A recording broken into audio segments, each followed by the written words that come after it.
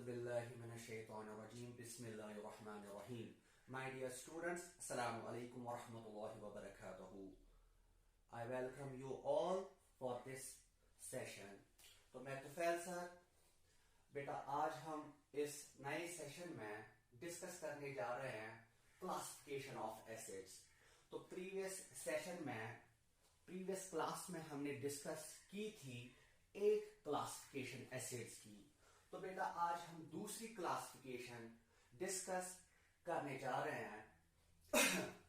तो जो हम आज क्राइटेरिया यूज कर रहे हैं एसिड की क्लासिफिकेशन करने के लिए बेटा, वो है on the basis of degree of ionisation.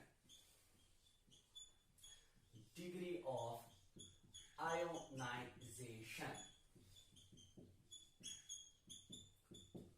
तो जो क्राइटेरिया आज हम एसिड्स की क्लासिफिकेशन के लिए यूज करने जा रहे हैं that is degree of ionisation. तो पहले बेटा आपको पता होना चाहिए कि ये आयोनाइजेशन क्या है। देखिए बेटा, आयोनाइजेशन का पहले हम सिंपल मतलब लेंगे। तो आयोनाइजेशन का सिंपली मतलब है अगर कोई मॉलिक्यूल ब्रेक हो रहा है, अगर कोई मॉलिक्यूल सिप्लिट हो रहा है, ठीक है, तो ब्रेक हो गया अगर वो कैटायन और एनायन प्रोड्यूस करेगा। ठीक, तो अगर कोई मॉलिक्यूल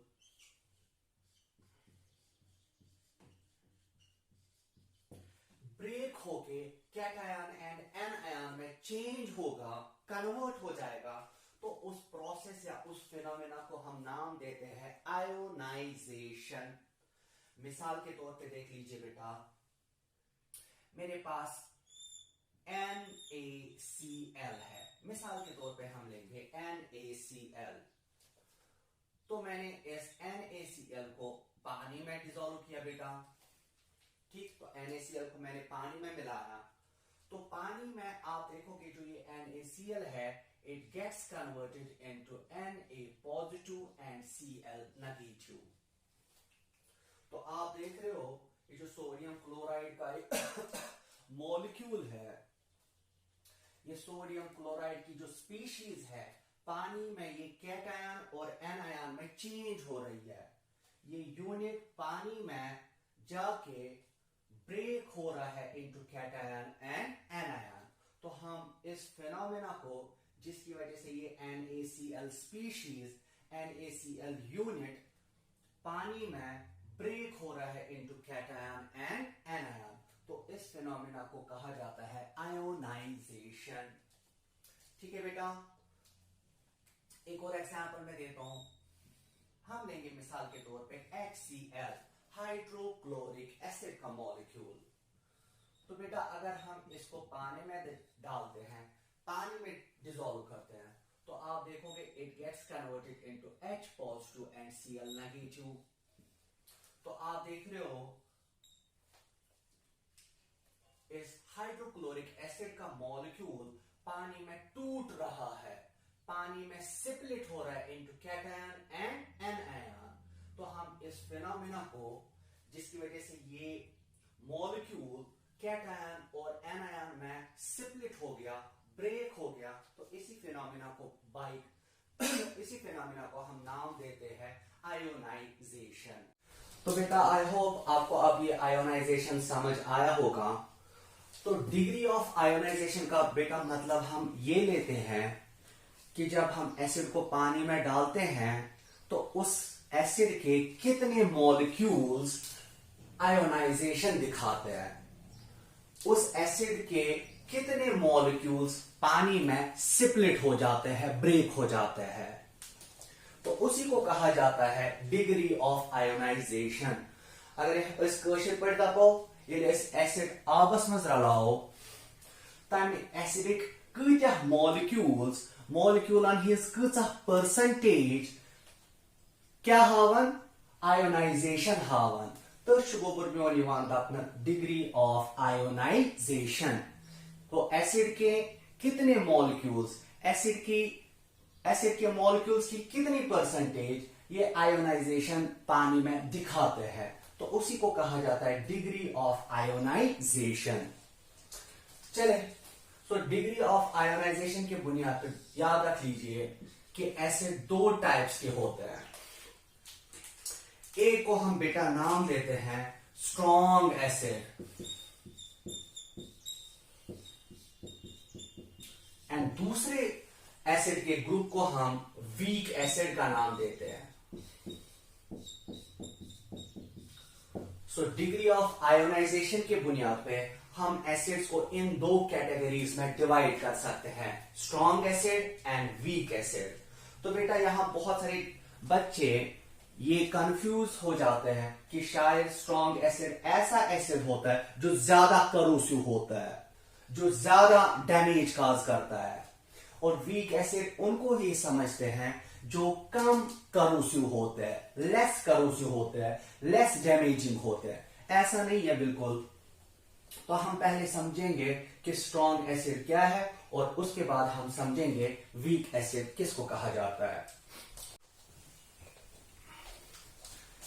देखिए बेटा, पहले हम समझेंगे अब स्ट्रॉन्ग एसिड क्या है।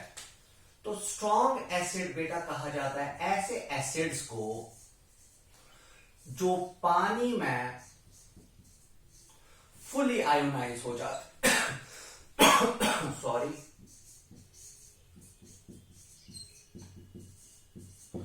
तो ऐसे एसिड्स जो पानी में फुली आयोनाइज हो जाते हैं, तो ऐसे एसिड्स को हम बेटा स्ट्रॉन्ग एसिड्स कहते हैं। अभी क्वेश्चन है, सर ये फुली आयोनाइज का मतलब क्या होता है? आपको पता है बेटा कि एसिड्स में हमें बहुत सारे मॉलिक्यूल्स मिलते हैं। तो अगर किसी एसिड के 100% मॉलिक्यूल्स आयोनाइज हो जाएंगे पानी में, एक्वस सॉल्यूशन में। अगर आपके पास कोई ऐसा एसिड है, अगर आप उस एसिड को पानी में डालेंगे बेटा, तो अगर उस एसिड के सारे मॉलिक्यूल्स 100% मॉलिक्यूल्स आयोनाइजेशन का प्रोसेस दिखाएंगे।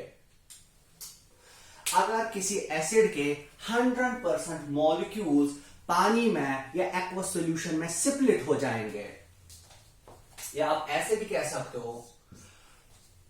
देखिए बेटा, अगर आपके पास मिसाल के तौर पे ये कोई एसिड है, तो अगर आप इस एसिड को पानी में डालेंगे तो पानी में it will ionise, it will break into cation and anion.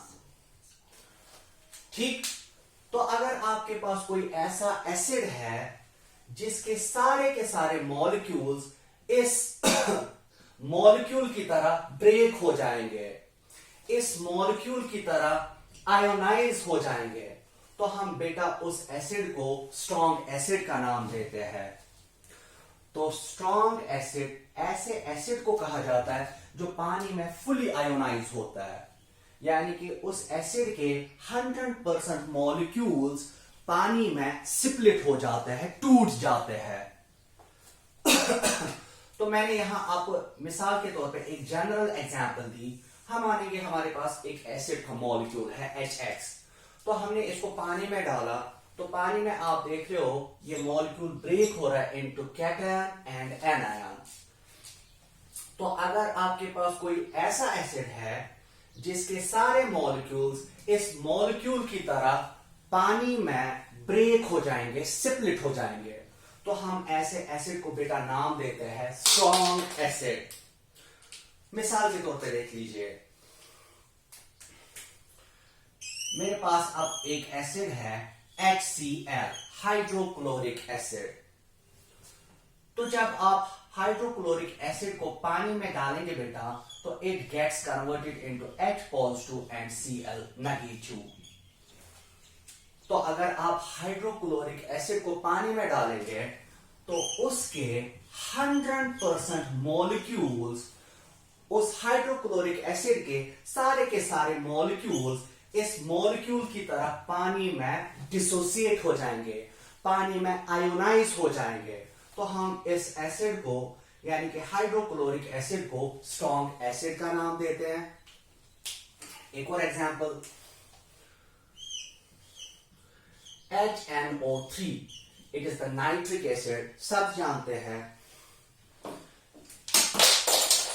बेटा, अगर हम नाइट्रिक एसिड को पानी में बेटा डालेंगे तो ये nitric acid H positive and NO3 negative में चेंज हो जाता है।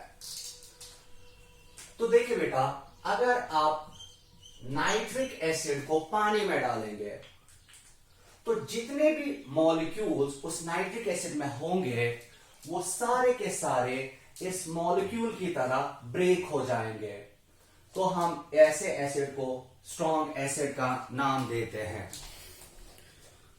आपको अब स्ट्रॉन्ग एसिड को कॉन्सेप्ट समझ आया होगा कि स्ट्रॉन्ग एसिड किसको कहा जाता है। तो अब हम स्टडी करने जा रहे हैं कि what is a weak acid. देखिए बेटा, वीक एसिड ऐसे एसिड को कहा जाता है जो पार्शियली आयोनाइज होता है,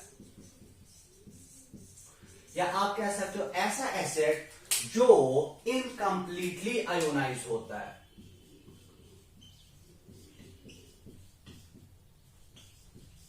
तो ऐसा एसिड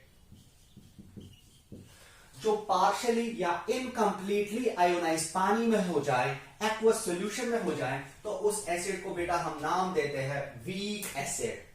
अब ये पार्शियली या इनकम्प्लीटली आयोनाइज होने का मतलब क्या है? ऐसा एसिड जिसके लेस देन 100% मॉलिक्यूल्स आयोनाइज हो जाए।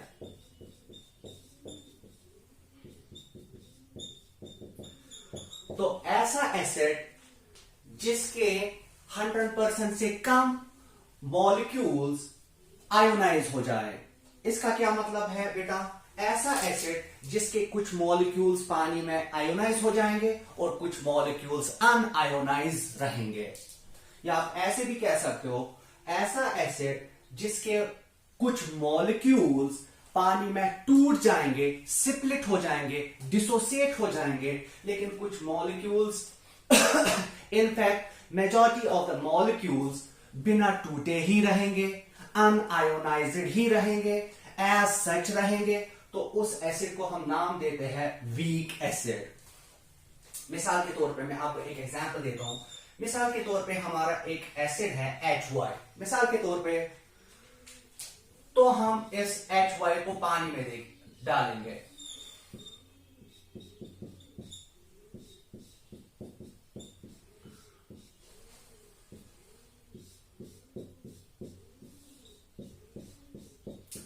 देख लीजिए बेटा, ये मैंने माना ये हमारे पास एक एसिड है HY।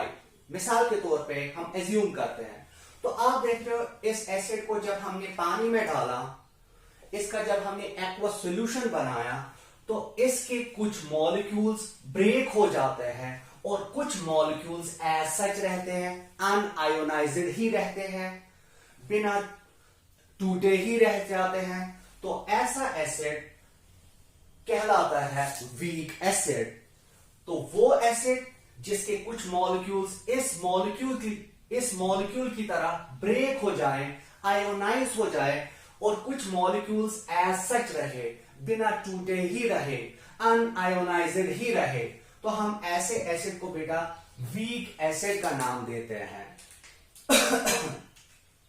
मिसाल के तौर पे मैं आपके सामने एक एग्जांपल ला रहा हूं, H2CO3। H2CO3 इसको कहा जाता है बेटा कार्बोनिक एसिड।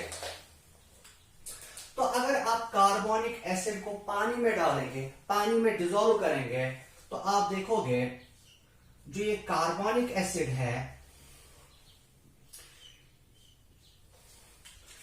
तो जब कुछ मॉलिक्यूल्स की आयोनाइजेशन होगी, कुछ मॉलिक्यूल्स कैटायन और एनायन में चेंज हो जाएंगे पानी में, और कुछ मॉलिक्यूल्स H2CO3 तो आप देख लीजिए बेटा, जब हम कार्बोनिक एसिड को पानी में डालेंगे तो तो कुछ एसिड के मॉलिक्यूल्स आयोनाइज हो जाते हैं और कुछ मॉलिक्यूल्स एज सच रहते हैं, बिना टूटे ही रहते हैं, अनआयोनाइज्ड ही रहते हैं। तो हम कह सकते हैं कार्बोनिक एसिड एक ऐसा एसिड है जिसके सारे के सारे मॉलिक्यूल्स ब्रेक नहीं हो जाते हैं, जिसके 100% मॉलिक्यूल्स में से कुछ ही मॉलिक्यूल्स टूट जाते हैं, कुछ ही मॉलिक्यूल्स आयोनाइज हो जाते हैं। तो ऐसे एसिड को बेटा हम नाम देते हैं वीक एसिड। मिसाल के तौर पे मैं आपको एक और एग्जांपल देता हूं। मिसाल के तौर पे देख लीजिए, मेरे पास एक एसिड है that is hydrofluoric acid. Hydrofluoric acid, तो हाइड्रोफ्लोरिक एसिड की फॉर्मूला जो है that is HF, hydrofluoric acid. देखिए बेटा, जब हम हाइड्रोफ्लोरिक एसिड को पानी में डालेंगे तो इसके कुछ मॉलिक्यूल्स टूट कर H positive and F negative बना लेंगे।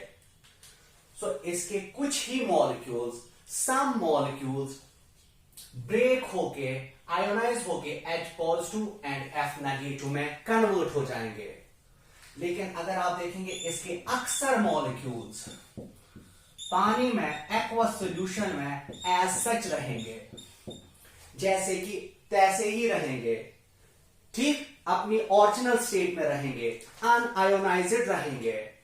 तो हाइड्रोफ्लोरिक एसिड के कुछ मॉलिक्यूल्स आयोनाइज हो जाते हैं और मेजॉरिटी मॉलिक्यूल्स एज सच रहते हैं, अनआयोनाइज्ड रहते हैं, बिना टूटे ही रह जाते हैं। तो हम इस हाइड्रोफ्लोरिक एसिड को कहेंगे it is a weak acid.